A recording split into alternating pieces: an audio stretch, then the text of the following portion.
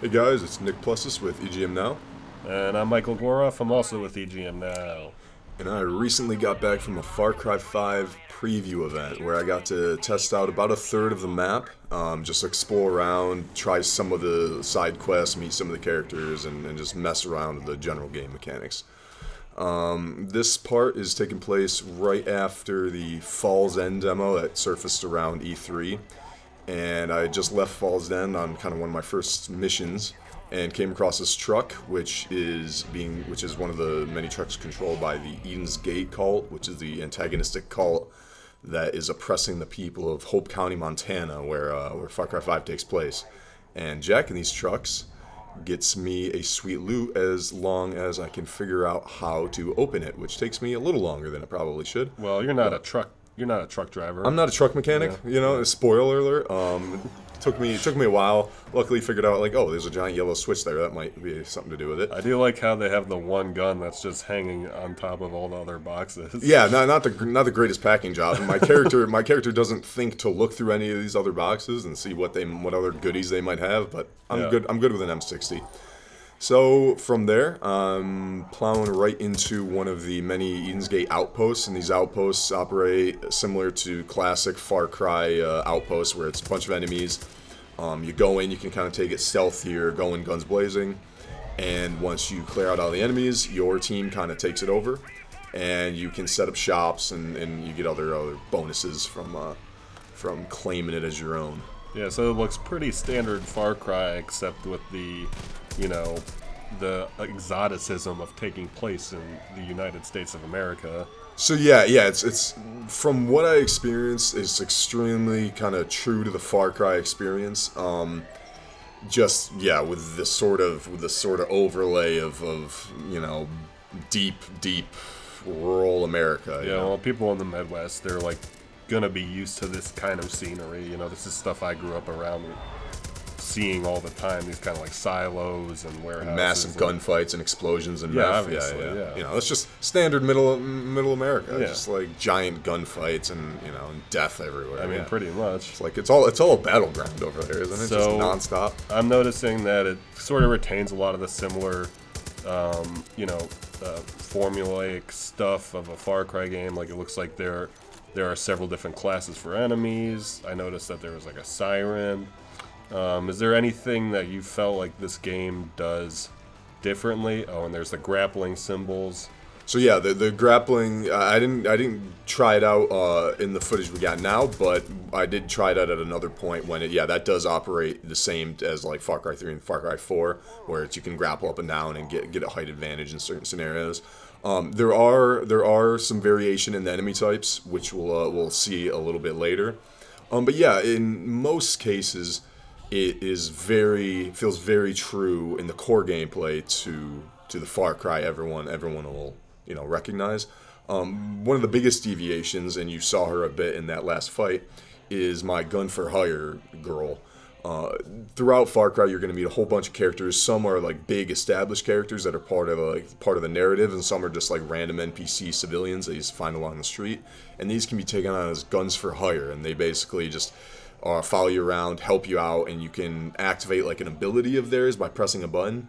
I didn't get too much into their different abilities or the different characters you can bring along with you or how they work, whether or not they're customizable. There's still a lot of question marks there, in quite the extent that they impact the game.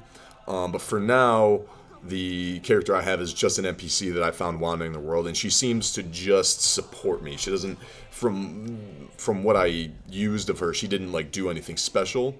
She just sort of helped me out in combat, whereas some of the other characters that we've seen in trailers and stuff, you have like the sniping chick, which can like take people off from long range. You have a guy who can call in a bomber. So I'm still a little curious on the variation between that, how you impact it as a character, and how it impacts your experience.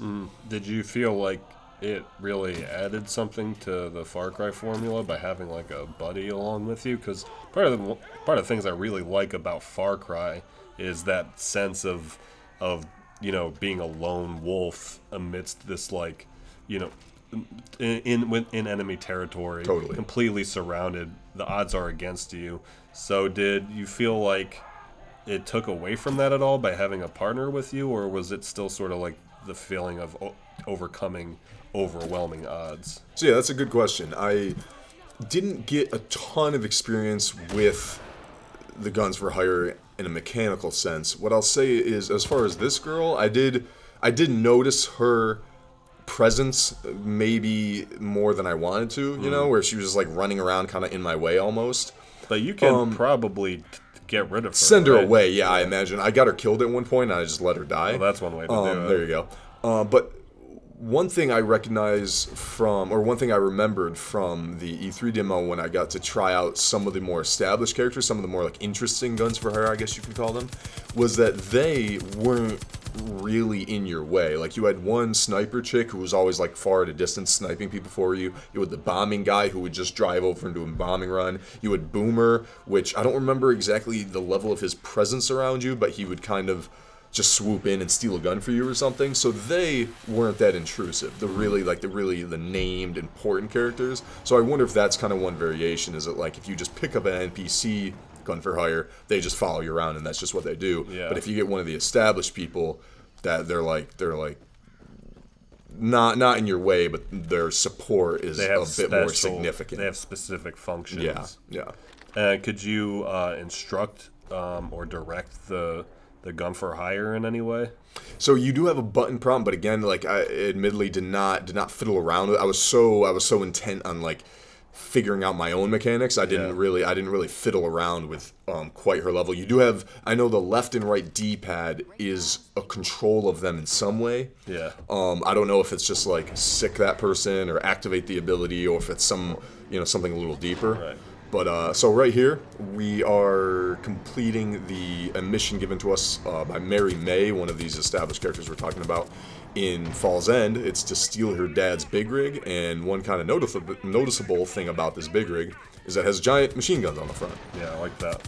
So yeah, we're just plowing through roadblocks at the moment, and it's pretty badass. One thing at this point I do want to bring up is that this was one of the moments that I encountered one of the bigger bugs in the game, and there were a couple that I experienced. This one specifically, towards the end of this mission, which I don't show for the sake of time, I was driving along the road, my car, the big rig just stopped dead, started just tearing backwards in reverse, and then was like going through the forest. It like went off the path, went through the forest, and I lost all control of the vehicle. And you sure that wasn't a feature of I the don't vehicle? think it was a vehicle. Yeah. Maybe it was trying to save me from death. It's possible, I suppose. But it was very weird, and a couple other weird things happened, as we'll discuss in a moment.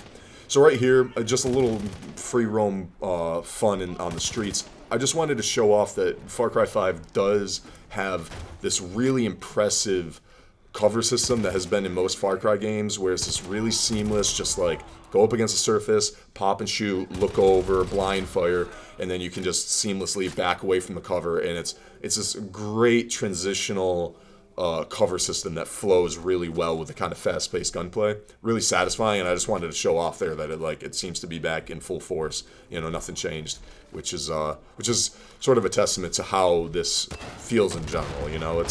The setting's new and it has some new mechanics, but if you like Far Cry, it seems for the most part you're gonna be a big fan of this. Yeah, I mean that's one of the big. I know some people are asking for Far Cry to change a bunch, but as far as I'm concerned, like Far Cry has maybe the best shooting mechanics in any first-person shooter.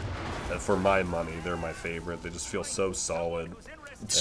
I just really like how Far Cry games feel. So it's good to hear that it feels the same way as previous Far Cry games. Absolutely. Like I just remember from Far Cry 3, just like the ballistic physics, like the feeling of like shooting someone and firing a gun. Yeah, just the feeling of firing a gun and like the impact it has on the enemy is just so viscerally satisfying. Yeah. And that seems to stay pretty true here. So I noticed that it's nighttime now. Was there an actual day-night cycle that you experienced at all in this demo, or was this triggered by like something outside the demo, like the producer just had you, or the designer just had you skip ahead? Right. Yeah, so the transition to day to night did happen seamlessly in my demo. It happened during a story mission, so I don't know if that had some kind of impact on it, but it was while I was playing. And I don't know if maybe it has any impact on your choices or the gameplay, if enemies, like, maybe there are less enemies at night, or if you can only do certain missions at night. Didn't really get quite enough time with that, but this mission we're in now, where you're kind of sneaking onto this farm, it seems like a kind of mission that would belong at nighttime. So I don't know, maybe this wasn't available if it was day. Can't really say at this point, but yeah, I imagine that it has a pretty seamless day-night that doesn't really affect gameplay too much. So we're just getting a little stealth here. You see me using classic Far Cry bow and arrow. Can't have a Far Cry game without it. Seems to be a pretty reliable one-hit kill on normal enemies. Looks as effective as usual. Yeah, and then and my stealth went out the window there. I don't really know. I don't think that was my fault. I don't think I did anything. Something just blew up randomly. But you do see there that there are a couple, like we mentioned earlier, there are a couple different enemy types. You have the sniper that I took out on the roof, and then that one guy with the crown over his head was like an elite enemy that is on like a drug. So instead of like the big shielded guy that's like this, you know, this enemy tweaking out who has like a lot more health. So there are all the different enemy varieties. And there's pigs you can kill, which seem to explode when you... I'm not really sure why all these pigs were detonating when I was shooting them, but I'm assuming it's part of the mission. You never really know with Far Cry. Yeah. So yeah, wolf right there. You know, wildlife still pretty reliably crazy. You know. We'll see some of the crazier stuff right now, but you know. The kind of dangerous fauna of Far Cry games is always like a necessity. Yeah, the previous Far Cry games have enemies in helicopters. I mean, I know at the end of Far Cry 4 you have to like shoot down a helicopter. And a bear, you know, all for good measure. Yeah, that's a good question, because I remember the gyrocopter in 4. I don't think... But that was you, and it was like a little... Right. It was purely for mobility. Right, that's a good question. And I know at the end of Far Cry 4 there is a part with the helicopter. Right, yeah. But that was about it as far as I can remember. But you don't have to worry about helicopters when you have bees hacking at your... or bees, not bees. Beavers hacking at your shins. So those are... This is Far Cry 5's version of the weasel or the badger. The badger, man. Those freaking badgers are vicious. So yeah... That's mainly Far Cry 4. One thing I wanted to touch on, another kind of glitch that I experienced in the nighttime level where I was attacking the farm. The guy I was with was supposed to plant something and he wasn't, so I punched him and then he almost punched me to death. So a couple glitches like that. I mean, that to be fair is realistic, because when you tried to get me to do this video, yeah, I had to punch you a couple times and then you punched me back. Yeah, I do remember that. So yeah, if you're excited about this game, by all means stay excited, but it's got a couple bugs, so just keep an eye out for that coming up to release, so which is March 27th. So I'm Nick, and that's Mike, and we're EGM now, and thanks for joining us.